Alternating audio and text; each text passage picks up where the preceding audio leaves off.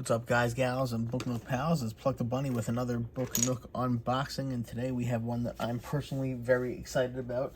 Not that I don't love all of the Book Nooks I take a look at, but this was one I was super excited about and bought the minute I saw it, because this is one of Fifijoy's newest exclusives, and I've been super happy with all of their original kits.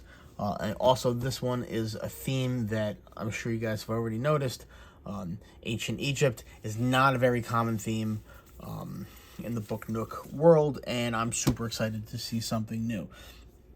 So again, Egyptian Pharaoh's Tomb. We see the very typical, you can already see some art on the outside that may not blend with the rest of the kit, but that's okay, because when this is all put on a shelf, you're not really going to take a look at the sides. Again, this is an atypical ratio. This looks like a wider, thinner kit, almost not quite the same, but similar to the Max libraries from Mini City. I kind of like these different ones every once in a while. They don't have that same draw you in thin energy, but they're nice big focal display pieces, and I really like that.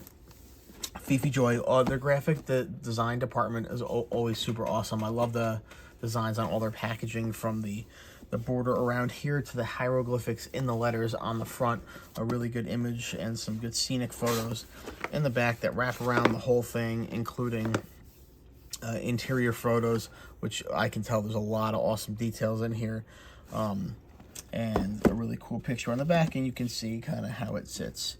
We're looking at 7 inches wide, 4.5 inches, 4 3/4 inches deep, and about 8 inches tall. So let's dig into it and see what we got.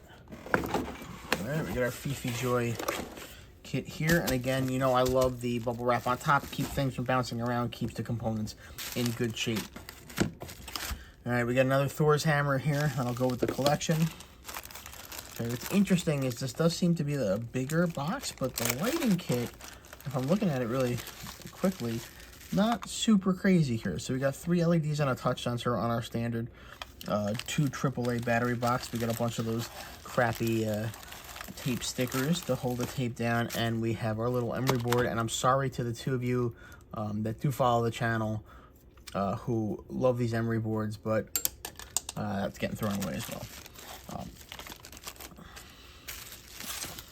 But let's put this to the side. We got our standard pink tweezers. So that's a class 1 tweezer, meaning it's the most common of all the colors.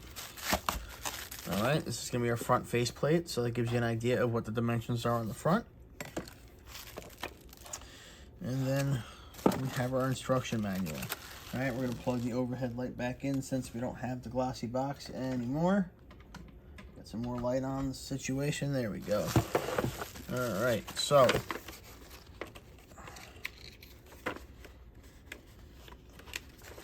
got our layout of all of our pieces here. Interesting. Okay, yeah, only 3 LEDs, I thought.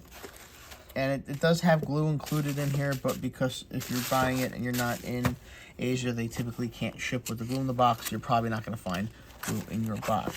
But one thing we see right off the bat is these are full color instructions, okay, which means there's no ambiguity about the direction of the pieces. And I got a full assembled picture on the back. So there's not really too much to talk about in the instruction manual. The light really is just, it looks like the only difference is the length, and it's a fairly simple wiring because we really are only looking at 3 LEDs. So being in full color with only 3 lights, pretty straightforward instructions. So this is interesting. So bubble wrap is actually wrapping the runners, not just sitting on top. A little bit of extra protection.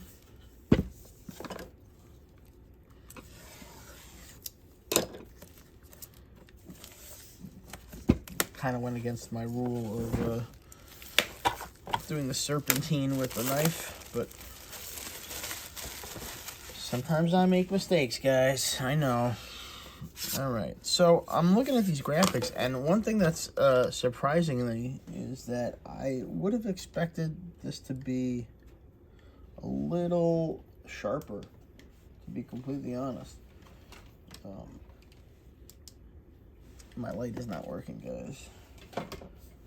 You don't need to know that, but I do like to be able to see what I'm doing, everybody. I know it's kind of hard to see. There we go. Sorry about that, guys. Hopefully you didn't quit in those last 10 seconds. I'm just surprised to see the resolution on these is just a little more blurred than I would have expected. I guess it kind of gives it more like you're looking at an artifact than like this painting, the hieroglyphics and the painting of the deities.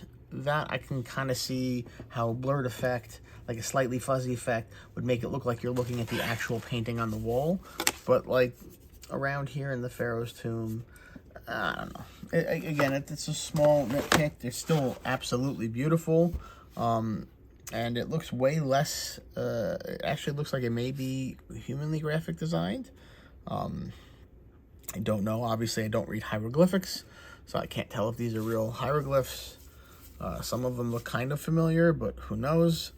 I mean, I'm sure somebody knows. But, yeah, so by the fact that this does look photorealistic makes me think that this was a conscious choice. It does look like that style is limited to the outside pieces. Because, again, this is photorealistic. This is photorealistic. Right? This has that, like, fuzz to it. Again, still awesome looking. Guys, don't lose all these tiny little pieces here. That, I can already tell you, is not going to be fun. But when we go in here, we see the art style changes, and it's a little more consistent. It's toting that line between stylized graphics and hyper-realistic. Little scarab beetle here, some bones, more bones, more bones. Looks like some kind of brazier or pot. Lots of different stone colors, so this is going to be good for your gray marker set. Maybe if you have a lot of those light brown acrylics, the color matching on this for me, I'm probably going to go with a very light brown alcohol marker and shades of grays. I think it's going to help with like the sandstone look personally, but I know some people in the community are going to go really ham on how they blend the colors. I mean, it's very interesting here, guys. It is a very different artistic style than we've seen from Fifijoy. It's not bad. It's just different and unexpected. I don't know what I expected because of the scale of this one. But also a lot of detail. So when we looked at the Ember Castle, the dragon one, right, that was huge, but it was just stone. So the detail didn't require hyper-realism. Here we have so much, it's replicating a real thing. So it's kind of hard to tell here what overall look they were going for and do they pull it off. And I think it's really not going to be apparent until we really put this thing together and dig into it, how successful it is. I am seeing a couple things that you guys know I like to talk about. We have our index cuts for where things are going to go on the ground, so we went with the outlines here, though in some spots I did see they went with the no background. Lots of details in, so like you can see here, this is actually not a stain. Well, it is a stain, but it's not a stain on the piece. It's a design stain into the rock, into the ground, which is cool because they actually went for a real worn look without too much stacking. Like, it's blended into the graphics itself, which I think is pretty cool. Here's another neat thing. This is a huge accordion piece, and this is definitely the most detail I've seen on an accordion wood piece before. Again, this is a newer kit, so not surprisingly, the wood feels very flexible and supple here, and that's good because I really don't want to break it.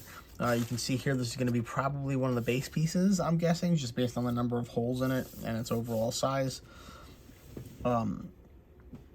So that is a lot of connections on the bottom. You can usually see that with the Fifijoy kits. They have a good strong base with a lot of connection points. And again, the same like detailed graphics in this unique style that's kind of, like I said, blurring the line between realism and cartoonish. And cartoonish is the wrong word because that has, to me at least, a negative connotation. And I don't mean it negatively. I just mean realistic versus stylized. I think stylized is the better word. There's so many elements in this kit. One thing I'm not seeing is I'm not seeing a lot of double-sided printing. I'm not seeing any double-sided printing. I mean, one advantage this kit has is there are no other Egyptian kits really out there. I think there may be one more, so there's nothing really going against it. And I guess because it's a flatter, wider kit, the angles you're not really going to be seeing from behind. I do think it is odd that, with the exception of the outside pieces, to not see any double-sided printing. But this is... I mean, we've got a lot of runners here. They do appear to be higher quality material. They're not, they are an MDF, but they appear to be a higher quality MDF, not the really flimsy stuff. No pieces, you guys have seen no pieces, even the bigger ones. They're usually falling apart as I'm picking them up. Like these kits, I can, right, this piece I can push on these big guys, and they're staying in their runners. So, how do we feel about this one? Well, I am still super excited for it. I am a little more perplexed than I am after opening some kits.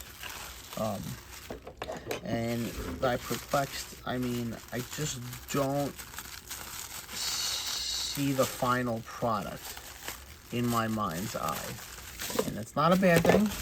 It's just a little bit of the mystery. As we seal back up this tomb.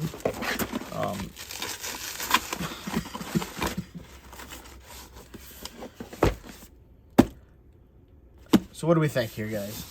I don't think this is the Mummy's Curse. I don't think I have buyer's remorse. I am still super excited for the Egyptian Pharaoh's tomb and what treasures it contains inside. I mean, with the warm lighting, I think, actually, the more I think of it, that's probably why it says warm LEDs. Still seem to have a yellowish candle lit color. And I think the less LEDs and the warm LEDs are going to really enhance the kind of fuzzy, underground, dark graphic style they went with. Now, what I might do to add to everything is pick up some candle flicker LEDs to kind of really give that torchlight environmental effect to really sell it. And I think that's going to be what really brings us to the next notch. So perhaps I'll do a lighting video on that where we convert from the standard LEDs to the candlelight flickering ones to simulate torches. For now, guys, this is Egyptian Pharaoh's Tomb. It is a Fifijoy exclusive. I will put the link to it in the comments and perhaps even to some flicker LEDs. For now, this is Booknook. TikTok. Nope. I don't know what this is. This is me having a tiny bit of a brain fart. This is Pluck the Bunny saying, good luck, good Nook. Oh, well, fell off a cliff there at the end, guys. Sorry. Bye-bye.